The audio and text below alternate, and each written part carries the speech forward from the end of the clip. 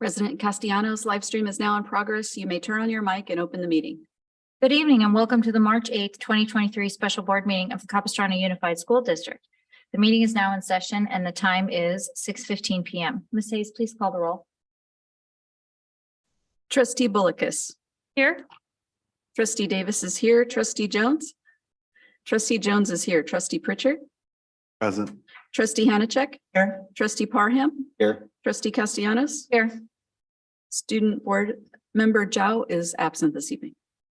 Okay, thank you. The Pledge of Allegiance tonight will be led by Miss Emily Cravens.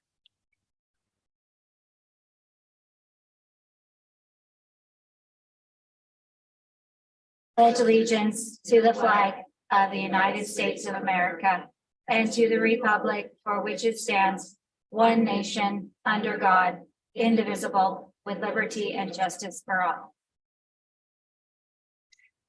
May I have a motion to adopt the agenda? Second. Moved by trustee Davis, seconded by trustee Parham. Ms. Hayes, please call the roll. Trustee Bullicus. Aye. Trustee Davis. Aye. Trustee Jones. Aye. Trustee Pritchard. Aye. Trustee Hanachek. Aye. Trustee Parham. Aye. Trustee Castellanos. Aye. Motion carries 7-0 by roll call vote to adopt the agenda. Please read the report out from closed session, Ms. Hayes. On agenda item 3A, public employee appointment. On agenda item A1, trustees gave direction to staff. On agenda item A2, no reportable action. On agenda item 3B, public employee discipline dismissal release, trustees voted 7-0 to approve the staff recommendation on the following cases. Resolution 2223-19C and 2223-20C. That concludes my report. Thank you. Thank you. There being no further business before the board, may I have a motion to adjourn? Okay, motioned by trustee Jones. Second. Seconded by trustee Davis. All those in favor? Aye. Okay, motion carries 7-0 to adjourn the meeting. The time is now 6:16 p.m. The board will now move to board workshop. So I'm going to open that meeting really quickly. Good evening and welcome to the March 8th, 2023 board workshop meeting of the Capistrano Unified School District. The meeting is now in session and the time is 6:16 p.m. Ms. Hayes, please call the roll. Trustee Bullicus. Here. Trustee Davis. Here. Trustee Jones. Here. Trustee Pritchard. Present. Trustee Hanachek. Here. Trustee Parham. Here. Trustee Castellanos. Here. And the Pledge of Allegiance will now be led by Melissa Caldwell.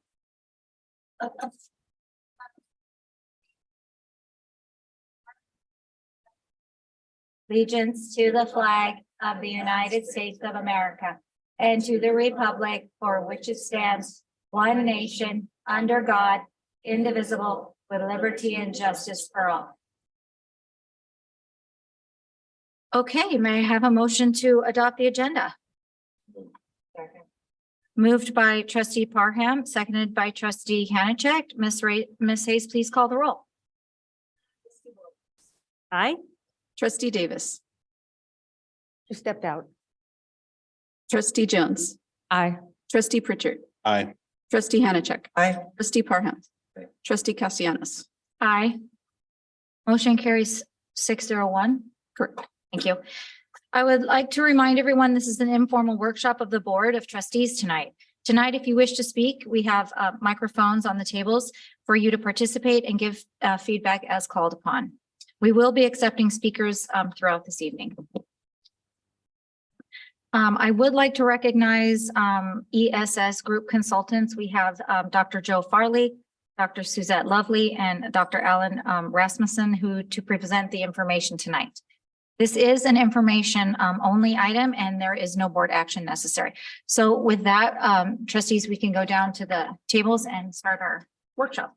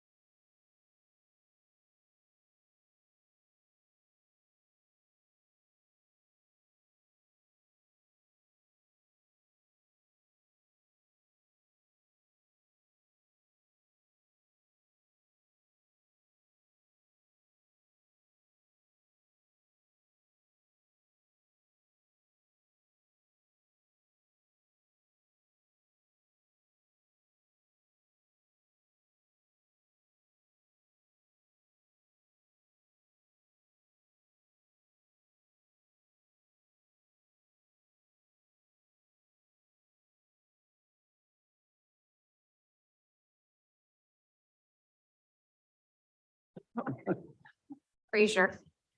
Okay, good evening.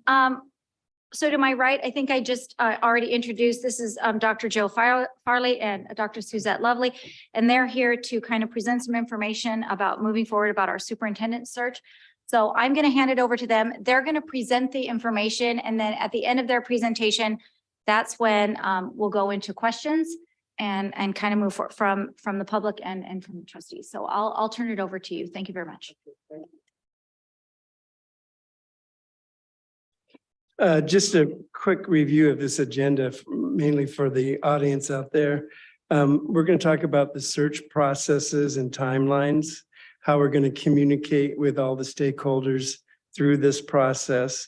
We want to spend time explaining the purpose of the leadership profile that we will develop for your specific position and why that's important. We mentioned earlier that we'll be doing individual interviews with you, but we'll also do a lot of focus groups and also meet with larger groups. And we'll talk about who those people are. Then we'd like to spend some time talking about specific qualifications that you may want to seek in this position.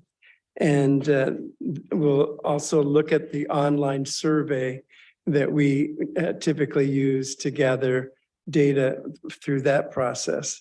And so Suzette's going to begin with the communication and the first couple of things.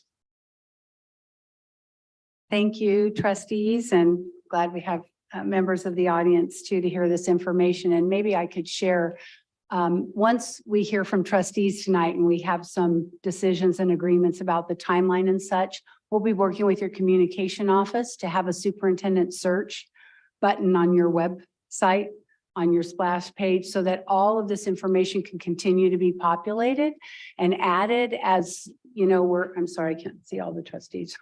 Make sure. As information is added. So for example, after tonight, if the board agrees on this general timeline, then we can start populating the website with, had the meeting, here's the general timelines. The focus groups will happen within this window.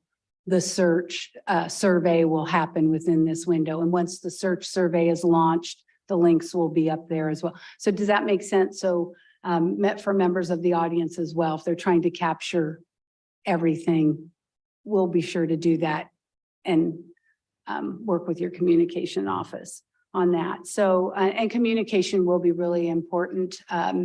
This is an important decision and job for the board. And you know that you've probably heard this before, you only have one employee, and that's the superintendent. And so you're going to go through a process to find that single employee that is going to be the most remarkable individual for Capistrano's next superintendent. And we, with communication as well, what Dr. Farley and I will also be doing is we'll be sending you a Friday update. As trustees, you normally get a Friday update from staff, and it'll just have search information. That'll come separately from us with whatever the search news is that week. If it's particular candidates that we talked about or those kinds of things. This is a confidential search. And what that means is that the applicants themselves, the interviews themselves will be confidential. And you do that for a couple of reasons. Number one, you are able to attract a wider range of candidates, especially more experienced candidates. And particularly if you're looking for sitting superintendents, people that are in good standing in their current organization, their boards don't want them to leave. And their public doesn't want them to leave, their staff, their community and such. And so it's really going to be important when candidates start inquiring about the position to know that it is confidential, because if only one person is going to get the job. And the people that don't get the job go back to work in the organizations where they're from. And so we want to preserve their integrity as well in the process. And so I know you'll get that question from some of your constituents. But you know, we want to be on the interview panel. And so we want to just make that clear why that is so important, that it's the board only, and it is the board selection. The board, when we get down to the interviews, the board will see all the applications and all the materials, and you will work with you on who those candidates best match the leadership profile. We'll talk about that a little bit later, but you will be the ones doing the interviewing. And as well as our own availability and information in our emails for members of the public and for the board as well. And you have our information now already, but they'll be on the website as well.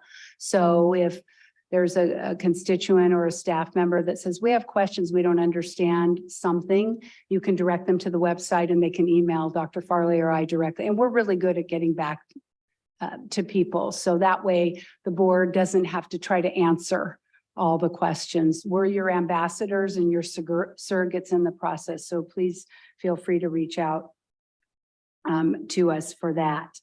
And I think then Dr. Farley, you're going to talk a little bit about the leadership profile, which will lead into this notion of the stakeholder input and those groups. So the leadership profile, though, report is going to frame your work when you go to interview and start looking at candidate selection. I don't think most of you have probably not seen a profile, but I cannot underestimate the value of that. Suzette and I have done dozens of searches together and separately. And we spend an extraordinary amount of time on that profile. And it's done by conducting interviews, one-on-one interviews, group interviews, doing the surveying of the community, meeting with key constituencies like PTA or DLAC, different other organizations. And we really just open up the discussion to 3 questions. And the first one is, what are the strengths of the Capistrano Unified School District? The second is, what issues or needs will an incoming superintendent face? And what qualities do all of these stakeholders hope to see in a new superintendent? And it is phenomenal how much data emerges from that process. We take all of that information and summarize it in a 3 or 4 page, single-spaced summary of what everyone said they wanted and why. And they're very unique from district to district. There's some commonalities, but I'm amazed at how much truth emerges from your stakeholders when you really create an opportunity for them to tell you how they feel about the district, what they feel the significant issues are, and what they perceive as needed in a new leader for the district. And then that document doesn't just sit in a file somewhere. We use it to help screen candidates because it talks about what we want in this new you want in this new superintendent. And because it's a public document that will be given to you at a board meeting and discussed in a board meeting, it's open for the public to see. So we give it to the top candidates before they come into an interview. And with your permission, if you want to do this, we ask the candidates what that data implies for their leadership. Like, how will this influence what you might do if you're selected? And it's been, I think, one of the most important questions of all of the interviews that we've done for superintendent, because you hear them talking about, well, I see that you have this issue and this issue and this issue. You have these strengths. Here's what I can do to address those concerns. And here's how my background matches what you're looking for. It's a really useful document, and it can be used throughout the new superintendent's initial months and years in the district as sort of a barometer about what was happening at the very time that this new superintendent was hired. So, any questions on any of this so far? Oops. I don't know. No, we're okay? No questions? Okay. Okay. So to create that leadership profile, we need to start talking to people. And so we want to hear from the board of those key stakeholders. We're also going to have opportunities, if the board desires, to have a community forum or two to get, so anyone that wasn't spoken to in a stakeholder group. So your stakeholder groups are your individuals, as Dr. Farley said, that are already existing groups in the district, like DLAC. I think you have a CAC, the Special Education Advisory Committee. You may have a facilities related committee, something that those are of course you have your association leadership and they represent your employees. And so those would be the kinds of groups that we want to hear from you now that we should be reaching out to. And we'll be working with the administrative staff and scheduling those. A lot of those we'll do virtually. There has been one good that's come out of the pandemic, which is people are used to doing virtual meetings, and very often we'll get more people that will show up to those. And we'll use these same 3 questions are going to be anchored in everything. So everyone will be asked those same 3 questions. So what would be some of those stakeholder groups that exist that we should be talking to? Your PTA, your council PTSAs. Yes, we see them, of course. You do it today. Even if they weren't here, they would be all invited, right? You The mentioned PTA. having a couple of meetings. I would like 7 meetings that all trustees areas have the opportunity, because there are some families that won't travel. We go all the way south to San Clemente and as far north as Mission Viejo. And I think everyone should have the opportunity. Or each of the high schools could be, which we've got 6.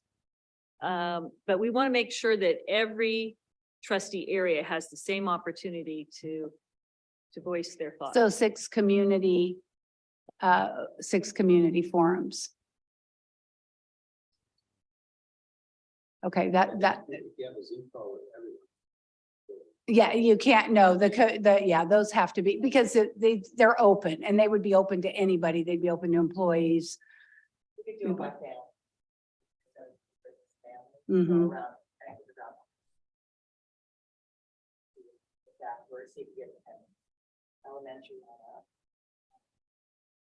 Okay. And I would like them in person and then have the opportunity for people to Zoom in. But not just offer a Zoom meeting, but rather do it in person. They are very different. We just did one last night. So let me kind of share a little bit about that hybrid. It's very, very difficult. To have both. So those are generally in person. And what we have done is use some structuring device. If you get a room of 200 people, you can't just come up to the microphone and use those 3 questions and everyone have the chance to speak. So what we've been doing for the community town halls is, as people come in, then they're able to work in groups, and they're able to work in groups around those 3 questions. And we've put, just like teachers, everybody's got Post-it notes. They put their answers and responses to those 3 questions. They're on poster papers, the strengths, the needs, the qualifications, and then we have them start categorizing them, as teams, and then they're read out for each group. We collect all of them anyway, and then we still distill that information to the board in that community forum report. We did it just last night, actually, in a district in North San Diego County. We had about 40 people in the room, but people felt really good, and it was 1 hour. Perfect. And they, and I got emails today actually saying, thank you, I felt heard. And it was a productive. So how about at the conversation. 6 high school, comprehensive high schools and 1 Zoom meeting? So that anyone in any area that would prefer to meet in Zoom would have that opportunity, but just 1 Zoom meeting. Yeah, Oh. I'm thinking also for maybe the elderly or the folks that are not closely related to the school system anymore. They're not gonna wanna go to high school. So maybe the HOAs can be contacted. I mean, they're all still relevant for what we're trying to achieve, especially for the fundraising needs. Mhm. Yeah, we don't have ways to capture their email addresses, so that would be, through the media and such. So we could, I mean, there's so many HOAs in the area, so I don't know where we would start that, but we could, like the senior, like in San Clemente, the senior center, and there are some in some of the cities. Well, I was going to mention city councils and city managers, I think need to be contacted. That's been a struggle in this district because we have all these cities and the majority of school districts, at least in Orange County, are 1 or 2 cities. And that is, it's just orders of magnitude more difficult. So, but one of the things we could do is that some of these could be in city council chambers. We could ask if we could, meet in a city council chamber, and some older folks might be willing to come to a city council chamber, because that I find often once your kids are gone, then that's where you move next.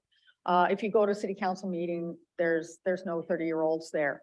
But so I would like to have the city council members themselves contacted, at least offered. At least the mayors maybe or something. Well, I mean, at least offered an opportunity through email to voice their opinions and to attend one of these in-person things, and also city managers. Because I feel like one of the problems we've had is just the lack of relationship with our cities and city councils.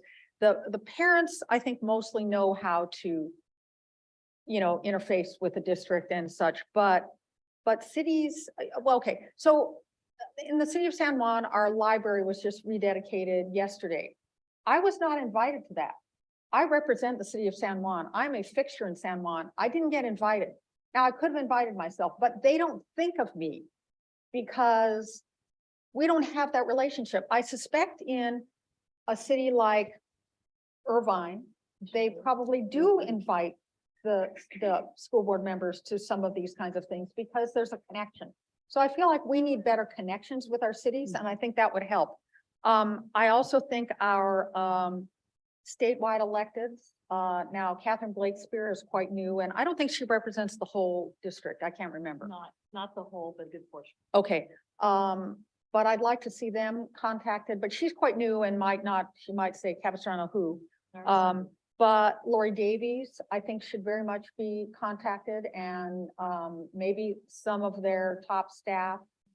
I don't know about Mike Levin. Mike, I'm not concerned so much with him as. He does have children in your district, so does he have will, children he in would the be as a district. parent. Yes, I think he's good, but I think the Katrina Foley's office, she's also new to representing this area. So I'd just like to see more of that kind of the governmental hooks, and just offering them an opportunity, if nothing else, to come to one of the forums, to send an email in about their thoughts. I just feel like we need to involve them more. I was just gonna add, oh, sorry. I was just gonna add a point. If we're doing, basing these out of high school attendance boundary lines, then you would include, I think you could include those city officials to come to that area, high school, and engage in that conversation for that area. Right. The Yeah. city managers generally, the city managers and the superintendents are they're basically the same level of employees. And so, we're happy to have one-on-ones with each of the city managers. Most districts, it's just one city manager, but we would reach out to them. But it is really good to at least reach out to the city manager and see if they would have a conversation with us, and then we can work through them on the councils. The councils have to be careful too about all being at one meeting. They have similar, I just want to restrictions. go back to the conversation of the 6 meetings. In 2021, our board made a conscious effort to open up our board meetings with Zoom so that we could have people remaining involved. And it was an additional expense for the district, but we have so much more involvement, not just from parents, but principals now, teachers tune in. So I think it is important. I don't know how many, but because this has become a way in which we do things and allow people to Zoom in, we wouldn't want to not provide a Zoom meeting of some sort. on So a this topic. separate one that maybe is just a Zoom in meeting. Well, I'm not a sure virtual. from what you've said, whether you're open to, I know it's challenging for in-person and Zoom at the same time. But I wouldn't want to walk away from a Zoom opportunity for people is all We I'm could saying. do that separate. It's challenging to do a hybrid when you're doing the interactive, Yeah, like we that's- were saying, yeah. So we could just do a separate Zoom that, you know, really where need to. people, We did the 6 high schools. And we did one big meeting here that we marketed to all the HOAs and the city councils. You know, this is our seat, and so they will come if they want to come, or they'll dial into Zoom. That would be 7 meetings, and I think it solved the issue. Yeah, to have the Zoom after all the others. So people who weren't able to come to the one at their local high school or didn't want to come to any of them, but so they got already the opportunity to do one of the in-person, so they didn't do it, then have a Zoom at the end. Mhm. Does that work for everybody? That's better because this room is equipped. Remember when you're going out to the high schools and you're putting a big burden on staff? Yep. And it's very difficult with the high school schedules because there are theaters and all the things that are going on. And we have a very short window. We have a 2.5-week window. So I don't know how feasible this is going to be. Otherwise, your search isn't, you know, it's, you're going to then go longer before you close the position. And because you want this input done before we start developing the leadership profile. Think I just want to come back around. I think I don't want it too scattered, right? We need to create whatever form that you think would be best to capture the people. And let's face it, our stakeholders come in priorities. There are those that really support public education, and they're going to be the ones invested in this person. So we can solicit a lot of opinions, and we'll probably get a lot of them. I like the idea that you're going to continue to bring us 3 questions. Because in this modern day and age, our children and the schools and our parents don't deserve this process to be co-opted in any way, shape, or form. That's what I'm worried about. Mhm. So I want control, and I want it open and transparent, but I don't want anybody to have to sit through something that is not around this process. So I'm very concerned, and I know everybody really wants to have all these people give their say. They can, I would imagine too, they can directly answer your questions right to you, Mhm. and you would curate and bring all that data in. So that's just my concern there. I just want to make sure this is very important to our school district, where we've got all these little children, all these people and parents and future, and even our neighbors who don't have anybody, they're invested too. But I would have them probably just kind of email you what they would like to see. They work with the superintendent. So that's just some concerns I have as I'm listening to all of this stuff. So I just kind of want to figure out how we can make sure that the process, the integrity of the process. I think with this input, we can create something that would meet all of these goals.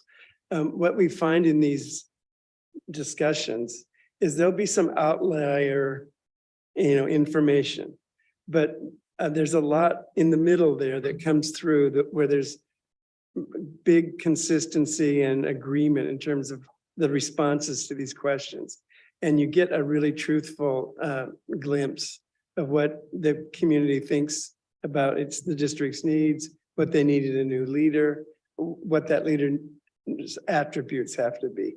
So I think we can create a process that'll get there and recognize all of your input that you just provided. Are there any other stakeholder groups? We have DLAC, your existing groups, not just the broad communities. All the associations, of course, the principals, the district office staff, management. Look at some outreach to some of our foundations and have them too. They're a little bit different than PTAs. Mhm. We have most of our schools have foundations, and their interests are a little bit different. So the PTA's foundations, Yeah, I'll write like that down. It's here, but the school side foundation is a different, like Moyu Sacramento, for example, their PTA, and then they have their Ed Foundation, which is their academic booster. Right. Sports, our sports organization, arts, whatever we can. We could reach out to them as under the foundation umbrella. I have a Okay. question. When you say reach out to principals, for example, you're reaching out to them, inviting them, all principals, or how are you doing this? Because again, just like parents, I would like principals. I don't know how many you would put in a room if you're trying to keep it a small focus group.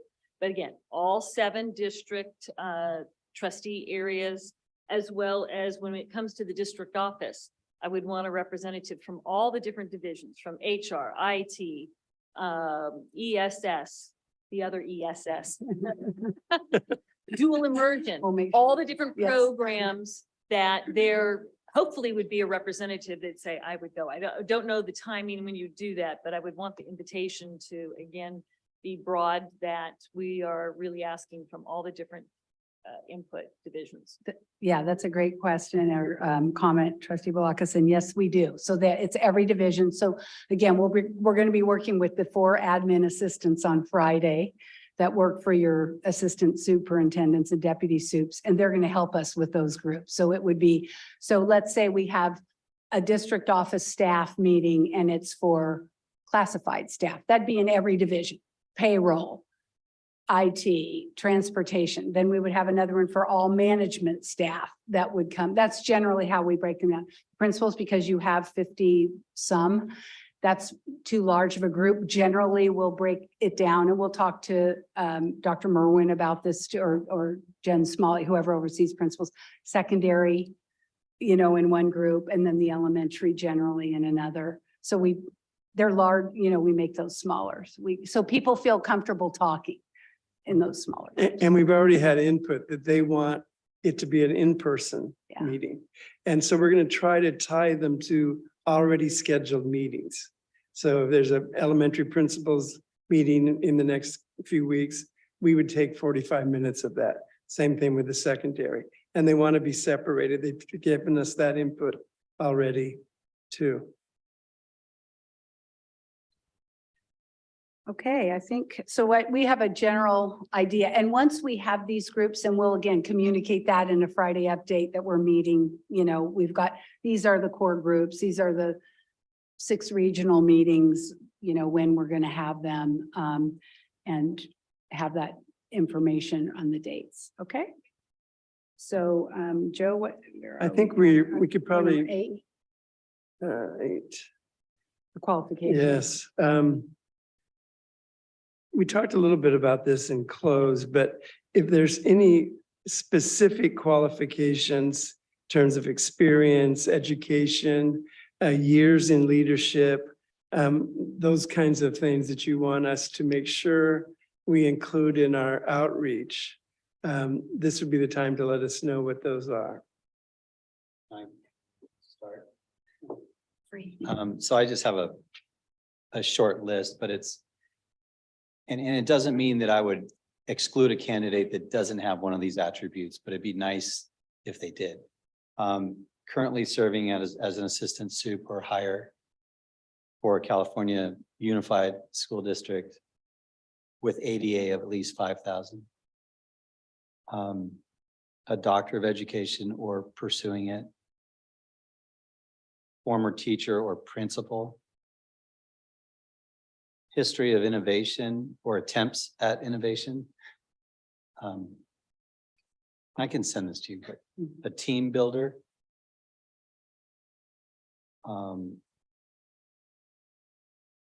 Decentralized management approach. History of engaging with the community and local public officials. Experience with declining enrollment and school closures.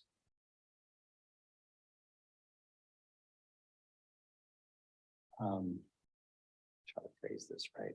Someone who is really willing to kind of let their direct reports take chances without biting their heads off. Someone who embraces a culture of openness and new ideas. Yeah, that's a couple of things that I thought matter. So, and those are great. And we're going to get, when we have our one-on-ones with all of the trustees too, we're going to ask those same questions relative to minimum qualifications for experience. And this is where we want to make sure we have board consensus. Because if we say principal experience required and someone was a CBO and they are a sitting superintendent now and they may or may not have their doctorate. So that could carve out some. Yeah. So the minimum experience, a doctorate, you want to No, it's have? not as preferred? required. It's preferred. Preferred, Yeah, okay. all of those are preferred. It'd be nice to have all of those, but if you can, shoot for many of those, then that's Okay. great. How about the rest of the trustees? I would add to preferred, that they have both elementary and secondary experience. So some of mine are very similar to Michael's that I would like someone who is either a sitting sup or an associate in a district larger than ours, San Diego, Long Beach, whatever, or possibly a comparable size like Cononorco, but not an associate in a very small district. It's important to me that we have someone who understands that this is a diverse community and is a diverse board. And they are willing to and able to, and probably have experience working in a diverse community and with a diverse board. We're not Temecula and we're not Contra Costa. We are something in between where you cannot say, this is what this community wants. Because some of the community wants that and some of them are like, they would rather, die. Very much someone, Michael mentioned this, who has done city outreach and has maintained relationships with people, with city staff and people who are not necessarily. And the reason I mention city staff is because they are not city officials. They're not generally parents in the district. Usually they're older. They might have kids in private school, but they are stakeholders and they are opinion leaders in our communities, and we need those people. And we talk about, Michael mentioned declining enrollment, and I want to say it a different way of loss of students. Yes, declining enrollment, there's nothing we can do about. People are not having children, people with children are not moving here. But we're losing students to private, charter, and homeschooling. And that is a concern of mine. Someone who is interested in possibly other academic models, other school models that we haven't tried that might bring people back from or keep them from going to private and charter and homeschools. Could I just ask a clarifying question, Trustee Jones? So you said districts that have comparable size to Capistrano. Is Capistrano what, the 10th largest in the state or 7th? So that would be 6 other districts that we would only be able to pull from potentially. Preferred, would we say? Is that? Boy, it would be hard for me. No, if they were an associate a sitting superintendent, yes. Okay. They have their entry credentials, but someone who is not a sitting superintendent, I would not take someone from, say, let's just say Laguna Beach, because they're so small, who is an associate there. I see. Okay. But an associate in Long Beach, an associate in San Diego, Coronado, which I think is smaller, but not a lot smaller. Or Santa Ana, that is, again, comparable size, Okay. but I wouldn't want an associate from San Diego or whatever. Thank you. Thank you for clarifying that, because that'll be one of those hard parameters that we set as far as minimum qualifications. Okay. So I appreciate everybody's input. You're pretty much building Superman or Superwoman. So that's awesome. So some of the things probably are not quantifiable, right? I don't even know, what the old saying, you know it when you see it. So something that strikes me, having been on the board since 2012, and the challenges we have with a district our size is communication. Someone that is adept at communicating in an authentic, direct way that they produce themselves. If we have to filter it through others, because in the rapid pace of what our schools experience, we really need that person, boom, to be able to say, either compose a letter right there to their community or answer it directly. So that's something that without communication, all of the rest of it falls apart. Obviously, I'm something, and this is probably the wrong word, somebody that's okay being a little hungry. At being at the end of your road, I get that. You get the sage wisdom and you know, that kind of riding off into the sunset, and they bring out all their acumen.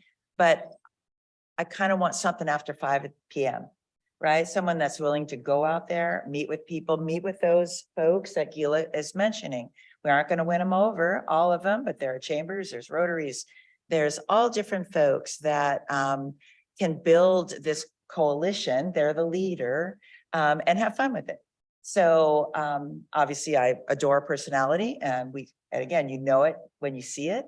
And also someone that is also self-aware when they make a mistake, when they're able to when they admit it or and not throw people in front of them. So these are kind of things that probably, again, I don't know if they come down. It's just, again, one of those things, you meet someone, you go, oh, you have it. So I guess I want it along with Superman. So thank you. Yeah, it. We call those unicorns, so we're gonna find that name. Sorry. I'm super excited to meet this individual. So was everyone. So was everyone. I just wanted to add, I mean, I have the same feelings that trustee Parham and trustee Jones talked about, but for me, a lot of one key component in their personality might just be the ability to build relationships and engage communities. And do they do that where they currently are? Have they had a community relationship with where they're at? How's that gone for them? So I'd like to see that as well. Trustee Davis, did you have something? One of the thing the only other thing I was thinking about is leaving it in pivot and something from a fun and actually enjoy what we do. Love kids, we want to place where we want to build stronger leaders and not raise a fragile society, but rather come from strength. That just would add on to everything else that's said. I would just say in terms of building leaders, that's internally and externally.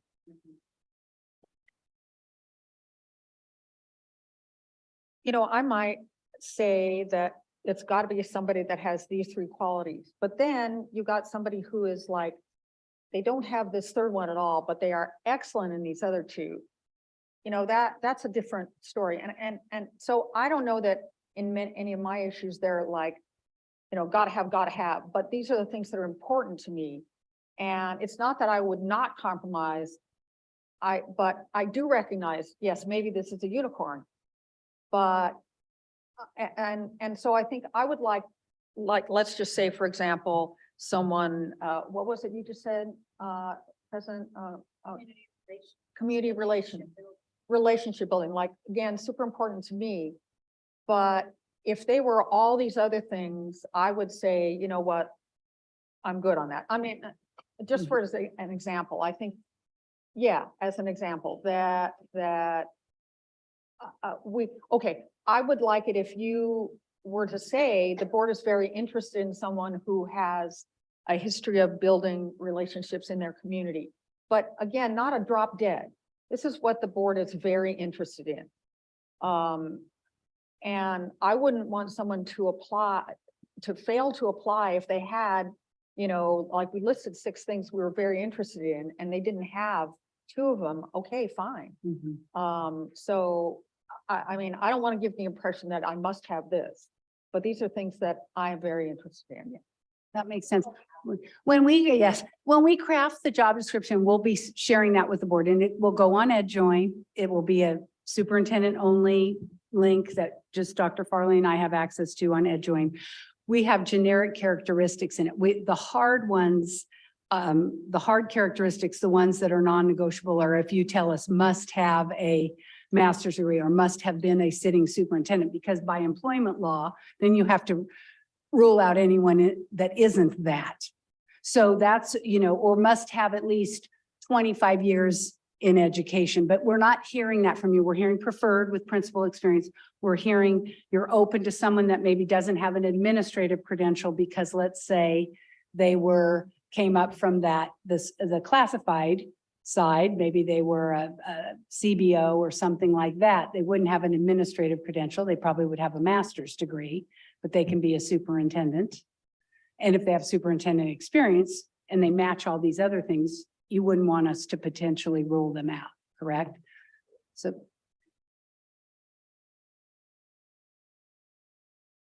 Right. We usually say a master's, a master's degree, but we could put, doctorate preferred. We could still put site level principal experience and teaching experience preferred, but then it wouldn't rule out someone that had not come up from that side.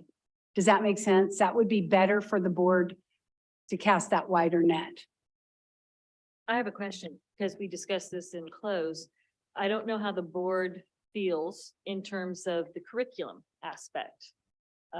In terms of if that's a hard and fast curriculum instruction versus the management. And so I think that's kind of a question for all of us. Or a CEO of a company that's not. I just feel that we are so strong instructionally right now that that's not a high priority for me. I tend to think we could go on for a while without someone who had really the big emphasis on instructional leaders. I feel like we need to be looking at other things now. Echo you. I think what I'd like to see is someone that knows how to do it, but knows how to really inspire and grow the people that are tasked with doing that within the organization, so that they themselves know if they're not here, that things are handled, but they really know how to nurture, grow, and support. Okay. Yeah, to add on that, I would say we definitely need a leader that can motivate and inspire. Yeah, and I concur with all of that. I think this is more of a management position than an expert in curriculum or education per se. It's nice if they've done that work, but it's also, in my opinion, I think it's better if they've built a team around them and they allow the best people to fill the gaps and to rise. So it's more of a management skill. Okay, and we won't get that specific in the details of the characteristics and qualities in the job description. It'll be very general with some of these highlights of the bullet points. So we're not limiting someone. And we say something like, the board is looking for an individual with a proven track record of leading a large organization with several diverse communities. The ability to inspire teams and build capacity, the ability to, that kind of thing. And there's only 6 or 7 bullets on that. So again, it's very general. The more specifics are the credential requirement, minimum years of experience and such, but I think we've got enough latitude. Okay, so we heard that someone with minimum qualifications, senior level, cabinet, or superintendent. This district is not, let me not assume, but a principal candidate, probably to be a first-time superintendent for Capistrano wouldn't be a successful candidate. So someone with that senior level cabinet, which would be an associate soup, an assistant soup, we could say preferably in a district of similar size. So it wouldn't eliminate similar size or larger, which again is a small number. It wouldn't, and then to trustee Parham's point of with an ADA of 5,000, if you're having an superintendent candidate, you wouldn't want someone with super small, right? Right, Or- that's my point, is that there's school districts out there like 500. Yeah, So that is the principle. they're smaller than many of your elementary schools. Do we need to discuss, would this go outside of California, or are we starting just in California? Let's do that. Let's make, do we have consensus? I want to repeat for trustee Davis that, so the experience is senior cabinet or higher, a district in with comparable size experience, a master's degree, and a doctorate preferred. And I think that's it. We didn't hear like minimum of, 10 years in education. Someone with maybe gas in the tank or.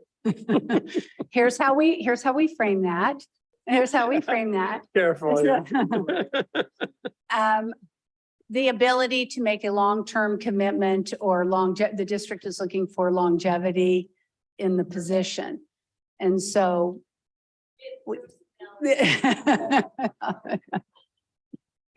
All those years in HR paid off. We have, no, but we can't, no, you're right. This district, you want someone that's going to bring stability, and to bring stability, they need to stay. They can't be someone that's going to work for a year and then think that they want to retire.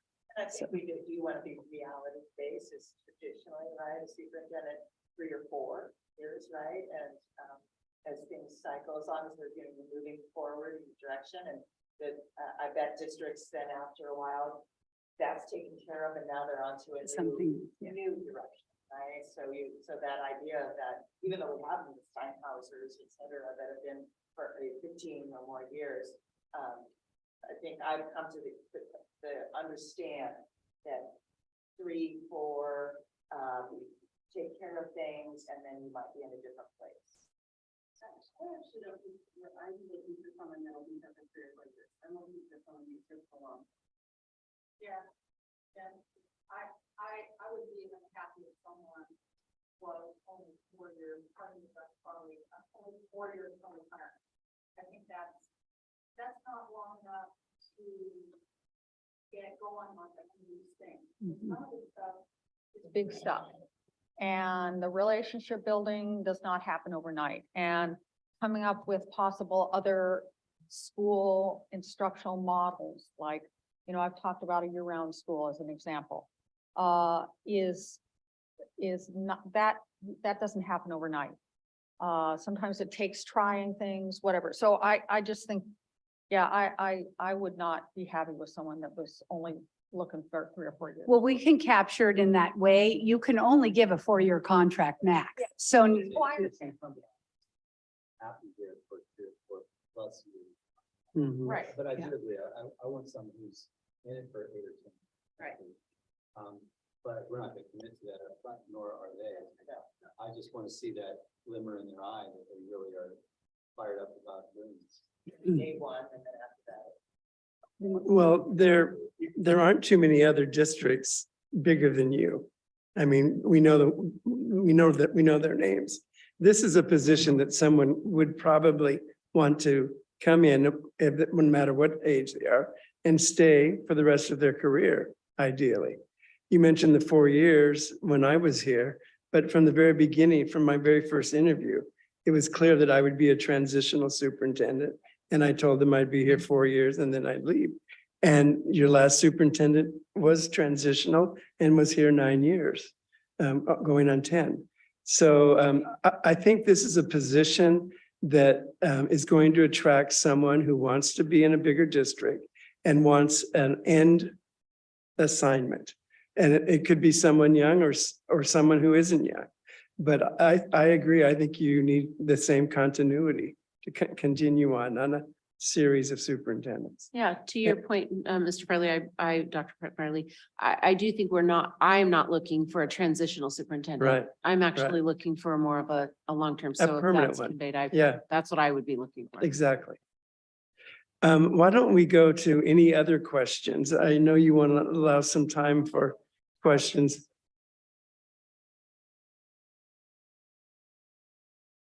Any other questions? Then we want to, we have to still, we want to go over the online survey and just.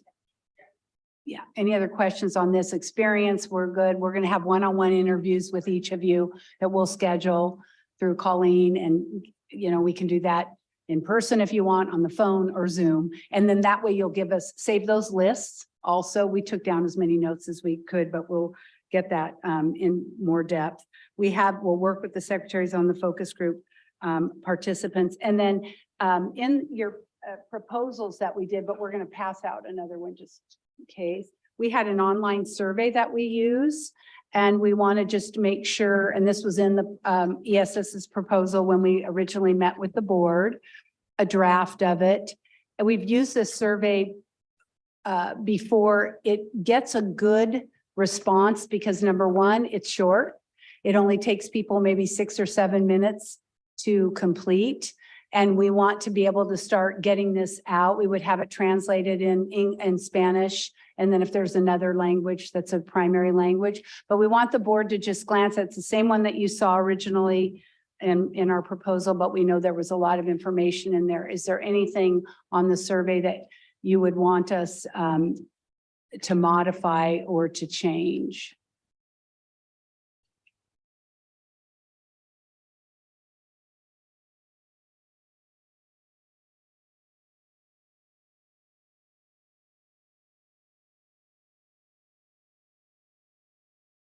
Pretty thorough.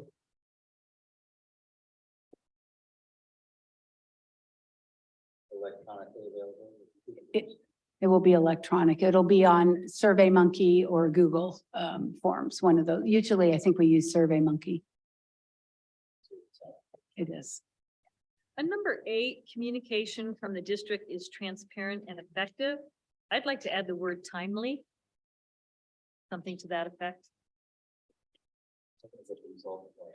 Correct. You'll get it all disaggregated. So what section was that in, Trustee Balaka? Second Section page. 8, second page? Oh, question 8. Yeah, in the state of the district. Transparent and timely, transparent, comma, effective, comma, and timely. Okay. Any other suggestions? There's a lot here. I feel like we almost need more time just on this. Maybe we could email more. The only thing is we want to make sure we have consensus from the board. So Trustees, can you turn on your mic? They have a hard time hearing. Thank you. I can hear you. Okay, so in section 3, you're not really hitting, again, what is important to me of city community relations.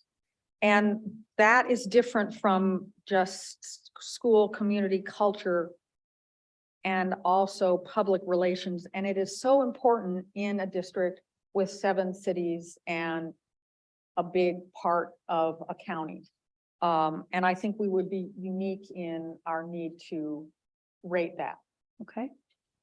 So we Okay. would add community/city relations. I would rather just have an additional one. Well, I would say Yeah, it's an additional one. It wouldn't take something community out. relations, city, local, how about city, local government relations?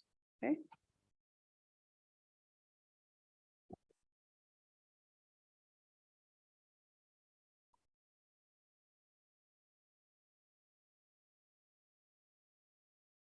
Actually like it community/city relations rather than city local government relations.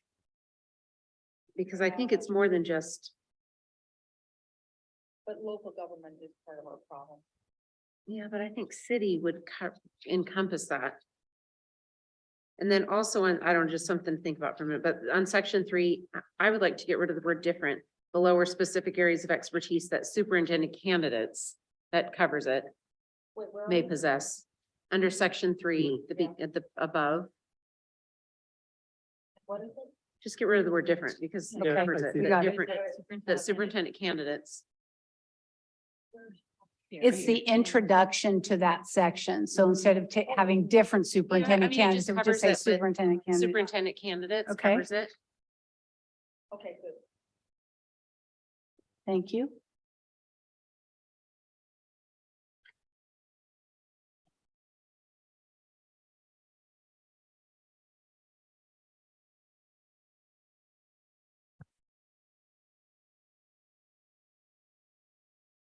I think in leadership skills, I would like something about the diversity of the community. And I'm not sure where I might fit it in. But is capable of working with a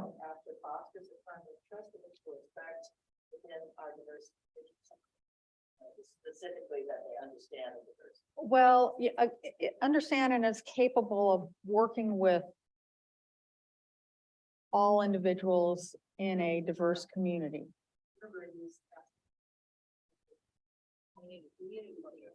I understand that. I understand that. Right. But I feel like this is something the community talks to me about is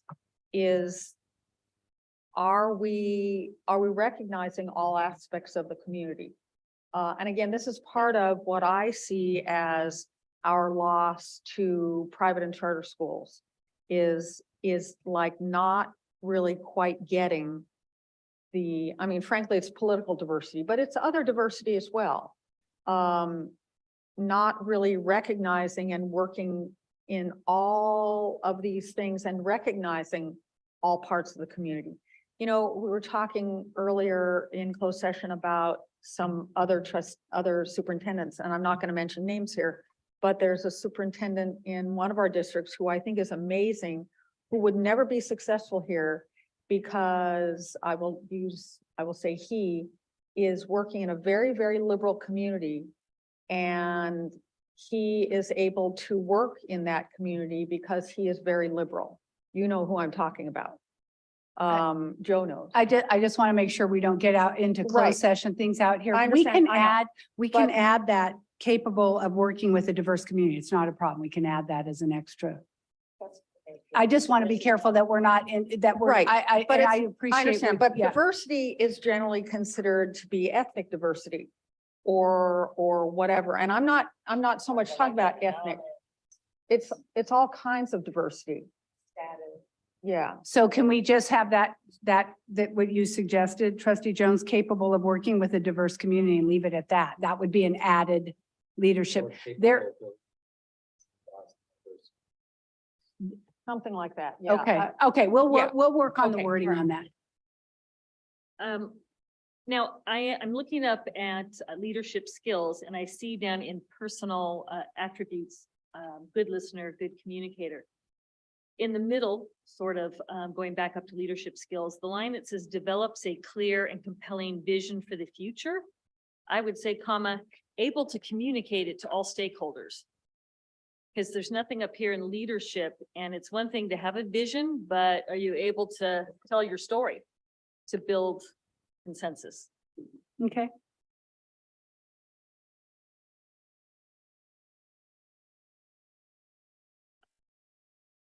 Thank you. If there's any, I mean, I do want to have an opportunity for the public to speak and engage in this process. So if there's additional corrections, can we give feedback through email? I think we have general consensus from the board with those changes. So, Thank you. Okay, thank Okay. you. Okay. At this time, there's a microphone right here for a public speaker. If you'd like to come forward, if you have questions or would like to engage in this conversation.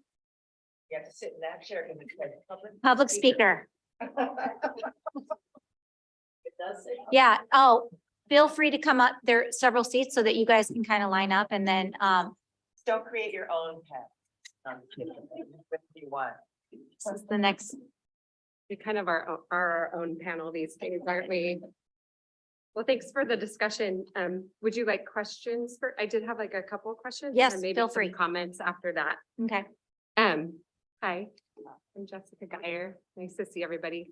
thanks for holding this. As far as the online survey, who's the survey going to be going out to? Is that to stakeholders or the community? Who more specifically? Go ahead. Yes, Suzette, go ahead. Sorry. Dr. Love. Everyone and anyone, students, we would capture all your students through your Aries or Parent Square, whatever you use, all your families, Okay. all your employees. And then it would be for the public. We don't have everybody that lives in Orange County's email addresses. So anybody else that might be a community member would be on, we'll send it to like the city and the folks that we know, obviously, but then it'll be on the link will be on the website. Anyone can fill it out. There's a drop down in the menu where you identify your group. And if you're a member of the community, it just says community or it says other. Okay, great. We just had something a survey go out from our district recently that had it didn't collect any data for like what your zip code was and it was shared on social media. So it could have been coming from statewide. Will there be any like IP addresses or anything used to capture where that's coming from? Or could it be sent all across the country to be filled out? It could be. Most people across the country aren't going to fill this one out. It's not going to be that interesting, but, and if someone has the wherewithal to, I think SurveyMonkey, it's one IP address you can, but if they go to the public library and they filled it out 8 times on those computers, we haven't seen that happen where we've found this inordinate amount Okay. of survey information, but that's a good question. So you're saying it could be an IP address then recorded if they go to the library? So if somebody's in Arizona using it or no? We, with that, we're sending out a public survey. So again, it will be sent directly to your primary constituents, but be available on your website. So someone could go to the website and click on the link and take it.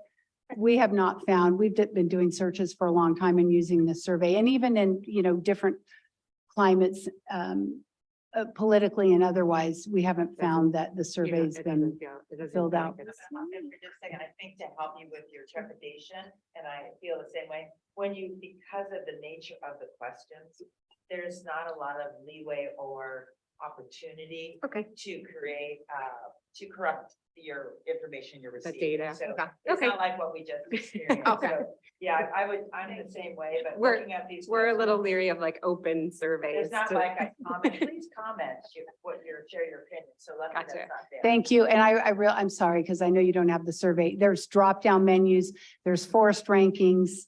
Okay, Pick out of these 10 criteria, what are your top 4? And there are no open-ended questions because we can't distill thousands of words, so. that's good. And during the depending on what's decided, but the 6 community forums by family at the high schools, are you collecting any residents' information there? No? Okay. So it'll just be, okay, I think that was all my question. Yeah, go ahead. All right, thank you again. I'm Luca. I'm gonna ask a question timeline. Do we have a timeline of when are these surveys going out? What do We actually do, and the board members, you have the timeline attached to your agenda. And again, if this timeline, we tried to backwards map the timeline from, say, July 1 would be the start date of the, not next week. But we would start the online surveys on March 13th, and we would start the focus group. So our window of time for all stakeholder engagement, including the focus groups and the survey, would be March 13th to March 30th. Again, because we need that information to help us with our recruitment screening.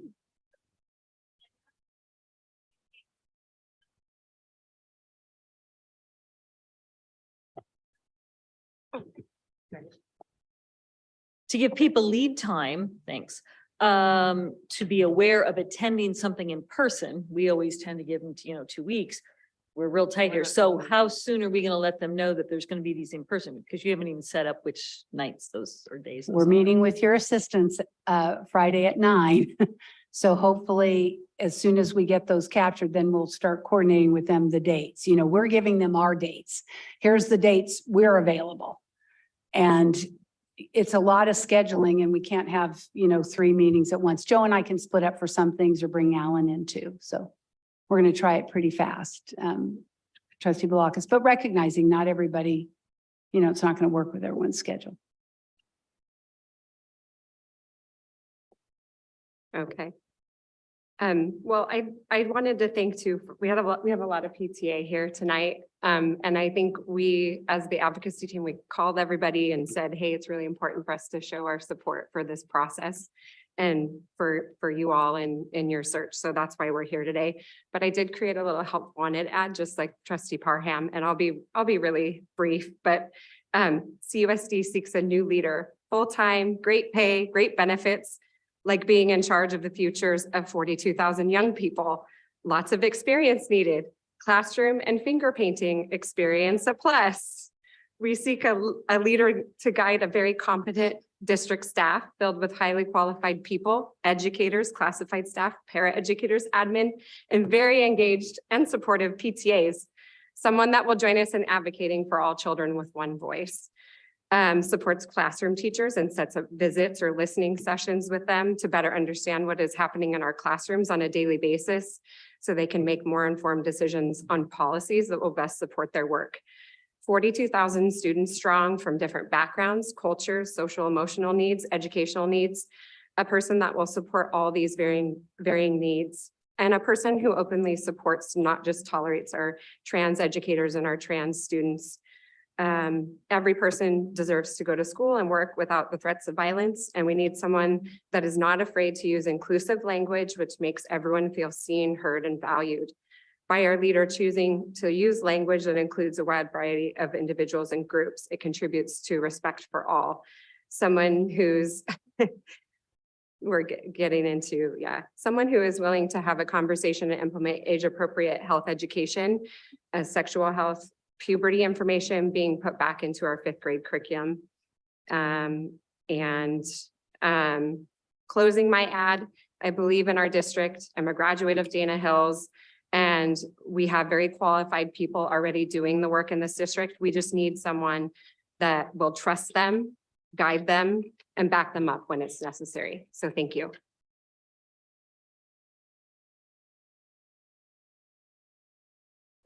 And I'll continue on that note. I did.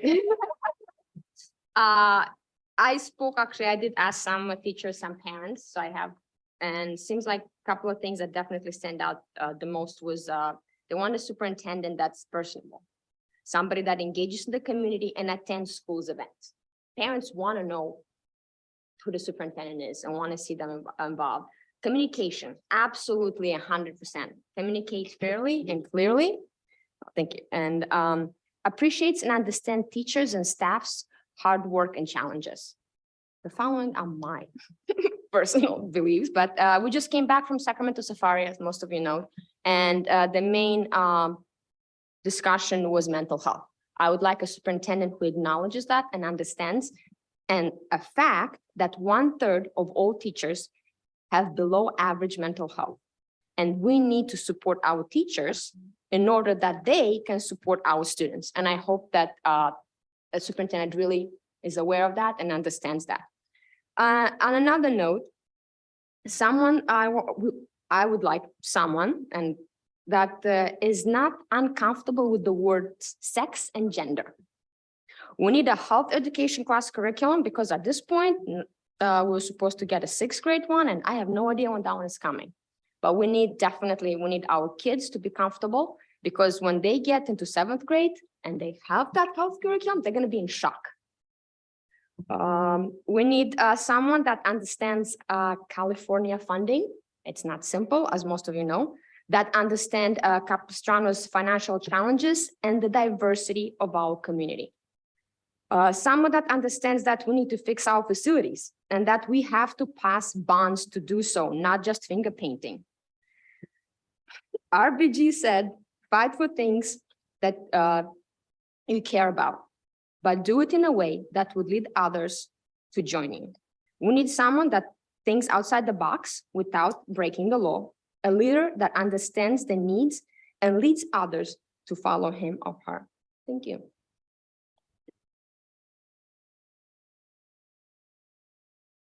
Hi, I'm Michelle.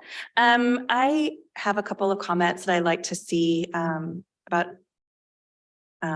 seeing our superintendent, but I just have a quick question for Trustee Davis.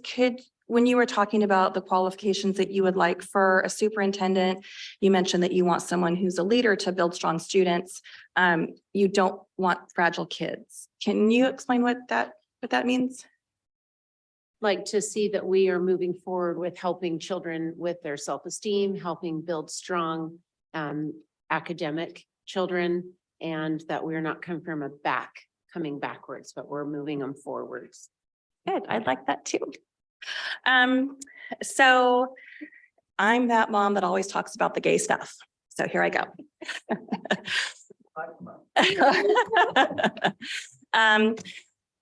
When it comes to diversity, equity, and inclusion, we become the district that does not practice what we preach. I think we try, but there seems to be something holding us back.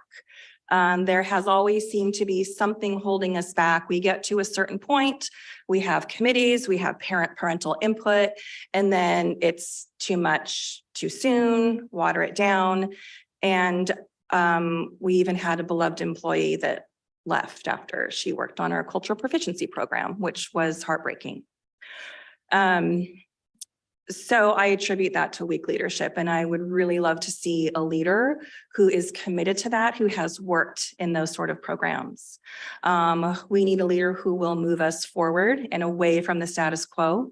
So I'm asking that you find a superintendent who will be a champion for social justice and who understands issues related to DEI and has a proven track record of making significant progress in creating and implementing equitable, inclusive approaches to education. Someone who believes and is committed to expanding and strengthening our cultural proficiency curriculum and goals we've already set in place. A leader who will advocate for BIPOC students and staff and be willing to disrupt existing systems that do not serve our most vulnerable and marginalized students. We have homeless youth, we have foster youth. My daughter just had a child come to her 7th grade math class that doesn't speak any English. And she's in accelerated math, and this child, the kid's coming along, understands some English, but doesn't speak English. And we have these kids who don't have all the things that a lot of Southern Orange County families have. It's necessary that this person fully understand the diverse racial, cultural, and socioeconomic makeup of our district. Someone who values supporting our LGBTQ community, so our students, parents, teachers, and staff all feel supported. CUSD, in my experience, I've been a parent in this district for 14 years. Has continually treated this community as a sensitive topic. I have an adult child who's 24 years old who went to CUSD schools 14 years ago. He's gay. And the things that he went through then my daughters still tell me same things are happening now in our school. And nothing has changed as far as culture or even as far as education, as far as like anti-bullying. It has to be more than just being kind. Anyway, I'm getting off topic. Need a leader who knows that this is, the lack of support shown by CUSD has made our campuses less welcoming and less safe for everyone. We need a leader who knows that this is wrong, that it is dehumanizing. This is a personal issue for me, as I told you about my son. And I want to tell you, as a parent of an LGBTQ child, parents like me overwhelmingly support our children, and we need that support to continue in our schools. It makes it safer for everyone. As you may know, we received bomb threats throughout our district and at our high school. That makes everyone unsafe. So we need a leader. I'm hoping we have a leader who tackles that head on and understands that, we have to dig deeper into these issues to be supportive, to change the culture and the climate of our district. And I think that the way to do that is through education. I think education is key on this topic. So thank you. That's it. I'm so glad they went first because they already mentioned so many things and have said it better than I could have. So my name is Mina and I'm a parent in the district. And the one thing we haven't talked about tonight is special ed. I would love to see somebody who has actual experience with special ed. I would like to see that they have demonstrated inclusive communities and they know about inclusive practices. We always say SPED students are general ed students first, but it's funny how we have to keep saying that. We want somebody who can continue the cultural proficiency work because our differences should be celebrated. They should not be the cause of suicide. And we want somebody who can prioritize a stable and sufficient pool of special ed paraeducators, teachers, and subs. So we appreciate all your work and you find us that unicorn. Thank you. I'm just gonna add one fact, as you know, we just came back from Sacramento on the issue of decreasing enrollment in California.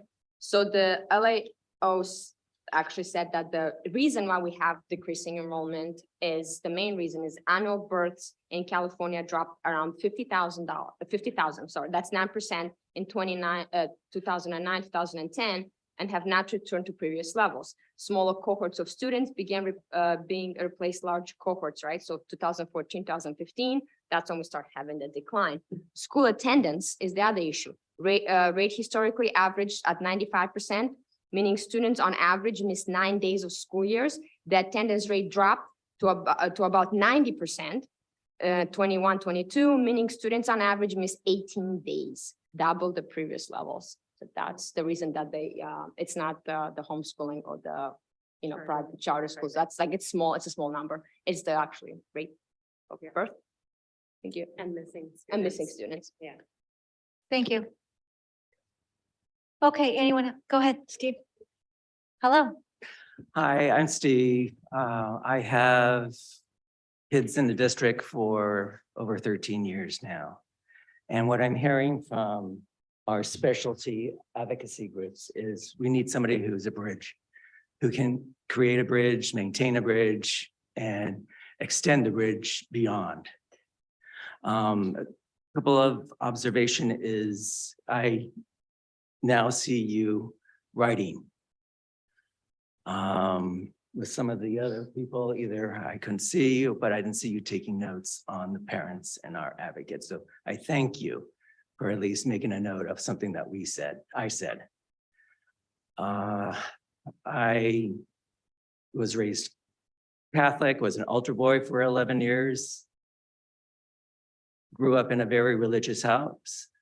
I'm out gay man, I'm a minority, I'm Mexican American. Born and raised, I'm the 4th generation in Orange County. I understand about bullying. I understand that there needs to be a better bridge with race and with homophobia. We had a PTA meeting here earlier in the week. They discussed wellness. And I think we need to have a separate bullet point and may alleviate some of the wellness issues that we have, suicide issues, is we need to have something on race relations and we need to have something on homophobic or homophobia relations. When my eldest was in high school, I was racially profiled. And the fact that I didn't speak with an accent and I knew the first and last name of my principal because I was an ex-PTSA president, ex-Girl Scout leader, ex-Boy Scout leader, ex-chair. I know when I walk into a school in our district that I have to cross my T's, I have to dot my I's, otherwise I'll be pushed aside because I'm a minority. And I can go into more details, but I won't. It's getting late, but I think you got the gist of what I'm getting at. Thank you. Thank you. Emily? Hi, I'm Emily. I think that one of the most important things, and we've talked about it, is communication. It's communication at all levels between staff and sites and parents. I think it's really important too for the district to show what it's doing well, but also where it struggles. I think a lot of times, especially with facilities, we don't want to say that this is bad. And then parents don't understand then why bonds are put on the measures and why we're doing all these kinds of things because the education isn't there. So I think that needs to start. And it doesn't need to be just when we're trying to pass things or get things done. It needs to be communicated all the time. And I think that's really where the district lacks a lot is the communication. I also think it's important for the new superintendent to go to the sites and really to talk to staff there. I was amazed. The superintendent, the past superintendent came one time to our school and half our teachers didn't know who that person was. And I was like, that's your superintendent. And it was kind of sad to me that they didn't know who that was. So I think them coming and interacting with not just principals, but all levels and really understanding that the decisions that are made at the district impacts the people at the site levels in a different way. Like you can make choices here, but how it's implemented at a site and how it impacts their days and their jobs, their responsibilities is really important. And they're not only going to do that if they see that. And I think finally, it's really engaging your parents. We have a strong PTA. Obviously there's some that, there's some cities that are very strong and having the principal, their superintendent really talk to those people and listen to what we have to say. It's not always complaints. And we're really there to help and to make it the best, district that we can. And that's what we should be doing is listening to those people. Thank you. Thank you. Anyone else? Come on forward.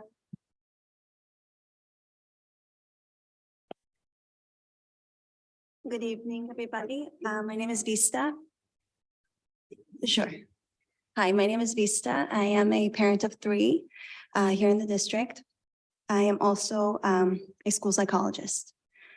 My ask is that we find somebody who is educated on the research in education.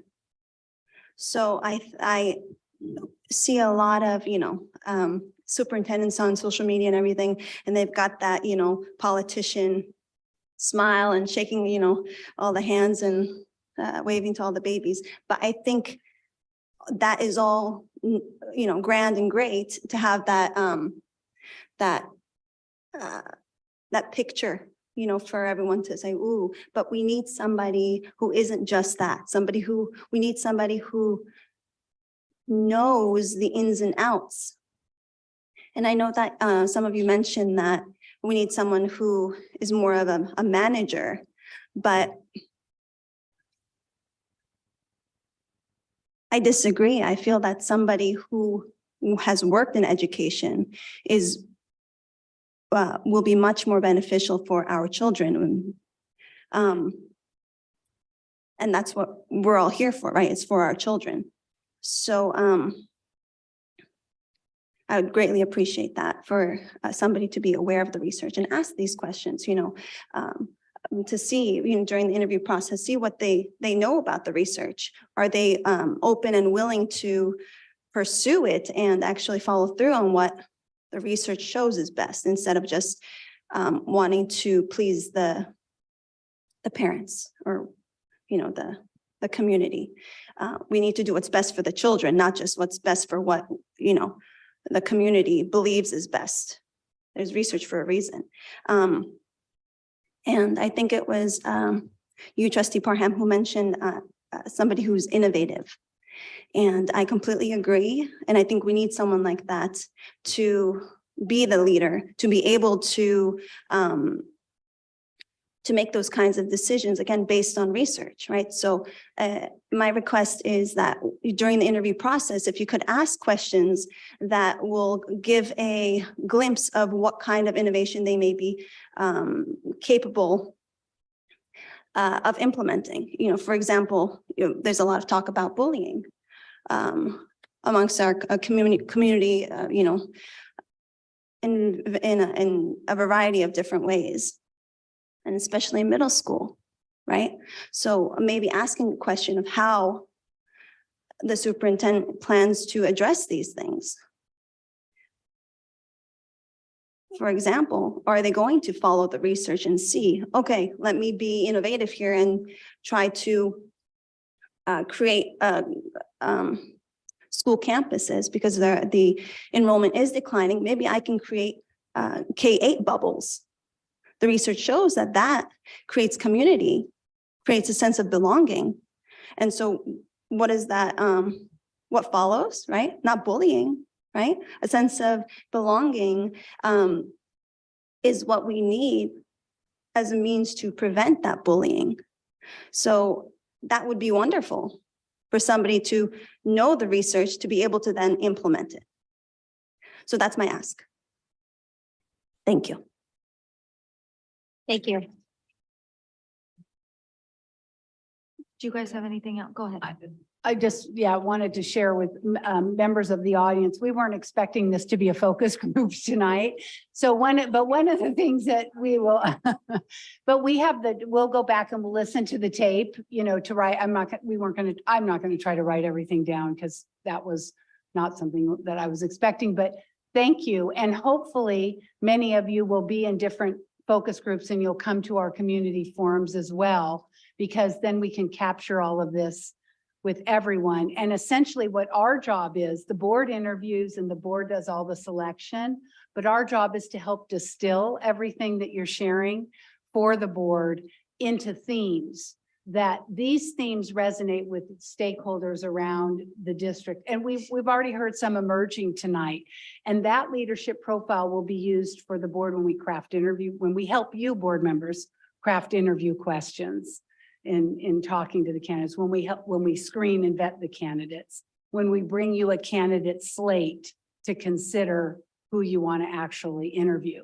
So thank you. I didn't want it to seem, if I wasn't writing things down, that we weren't capturing it. And we know we'll hear from you and get to see you again. So thank you.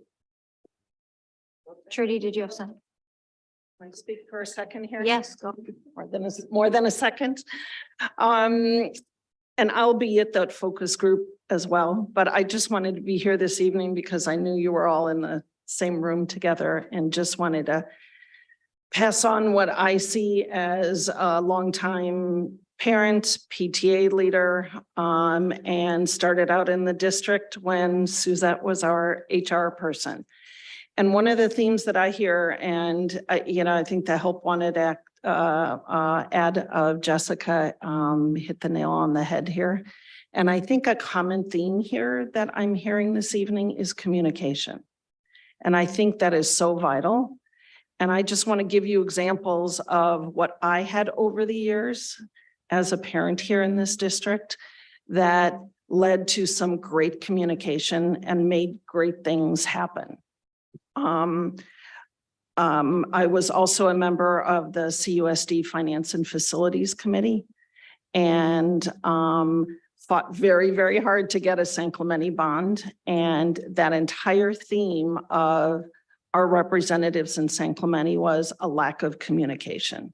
And as the one parent just said, you don't do that, a year before you put a bond out there. That entire kind of mindset of the community is built over many, many years. So when I first started in this district, it was CUSD 101. The superintendent held, as you know, monthly parent council meetings. And that is where I, as a parent, learned how all of this works. We had Margaret LaRoe, who was the legislative arm of the superintendent, that spoke at each one of those. And the superintendent, as Mike said, valued each of their department leaders. And those department leaders came to those parent council meetings. So we heard from everyone, we heard you, Suzette, we heard, on education topics and valued that in the community. And then we as parents took that as we were tasked to establish those relationships in our individual cities. So as an example of that, and work with our principals as well. So the parents were kind of the facilitators there that built those strong communities. And I totally agree with what Gila said. That is just so critical. I was PTA president the second year when the superintendent came to me and said, okay, Trudy, bring me 6 of the parents that live in your community. And that was Ole Hansen Elementary. Went in there, came straight in and said, I'm closing Ole Hansen Elementary and these are my options.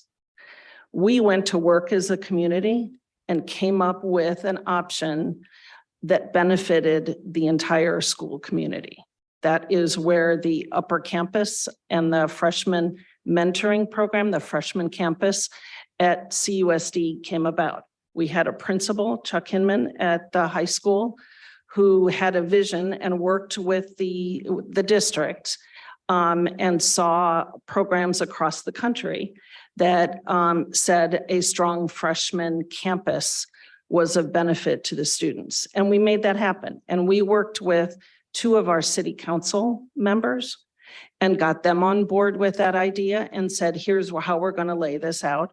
All of our children are eventually going to be at the high school. This is what we do. So we helped develop that relationship with the cities. You know, Mike mentioned that, that is just so very important.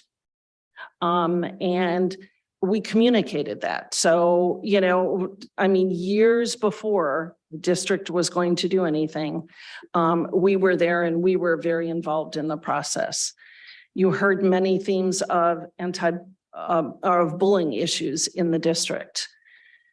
We, as parent ed leaders within PTA, developed an anti-bullying program that we piloted at Lobo Elementary and then at Marblehead. And we worked with the district, we worked with the teachers, and everyone just loved it and was so on board with that.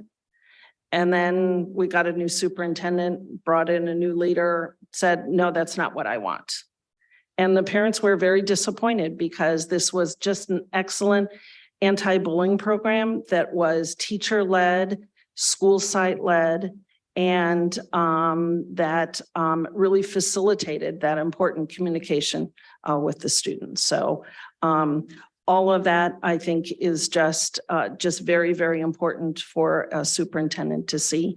And I so agree with Mike that they need to be a good manager and to value all of the excellent staff that's here at CUSD. Thanks. I'm just going to make a quick comment. You know, Trudy's right, the communication and then the bridge. And the bridge is in multi areas, but she brings up a very salient point. We don't want someone who's going to charge in and go, this is all gone. We, you know, at least I don't. So hopefully they have that bridge, that Billy, the communication to look and see what we've done well and what they can continue to support and correct. Because I would imagine that we're also looking for someone that might have a very strong, wonderful ego. And so that can lead to what you experienced. We had the next one person came in and said, thank you very much, but I'm going to do it this way. So that again, communication, listening, bridge to all our diverse population, and authentic.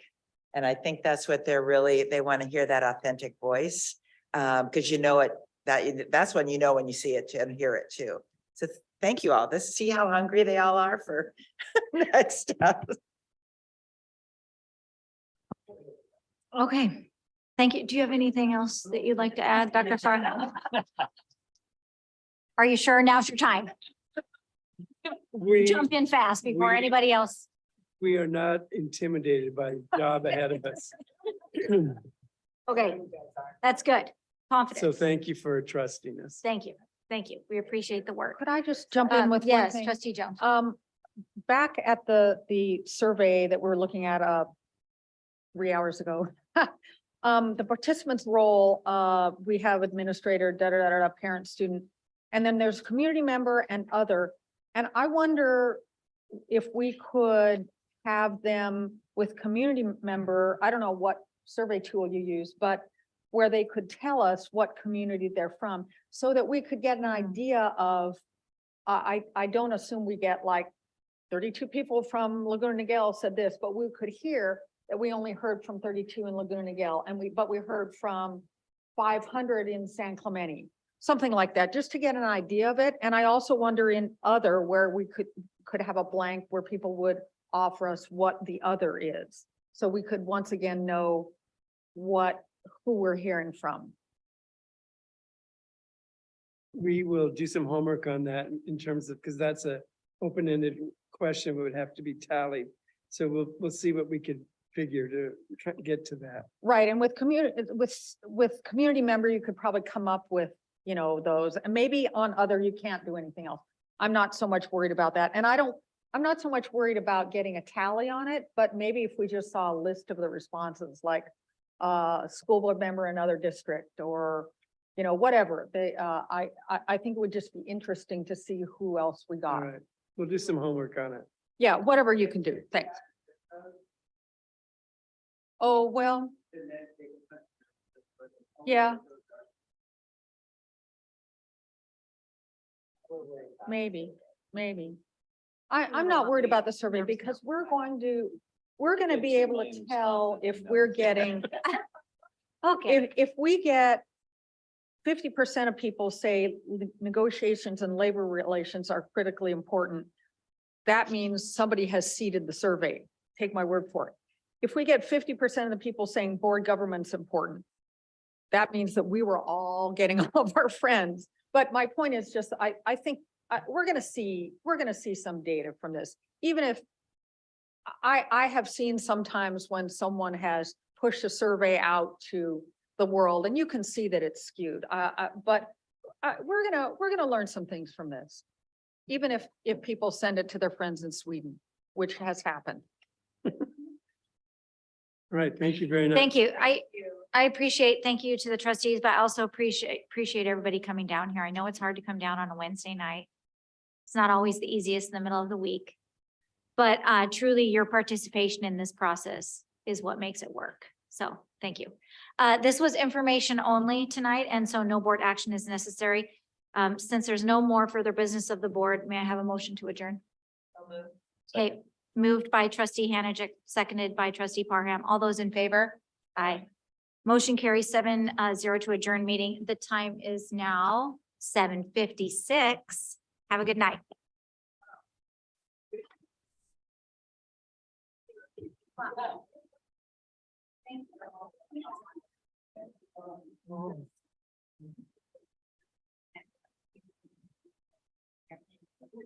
Oh, no. Oh, I don't know.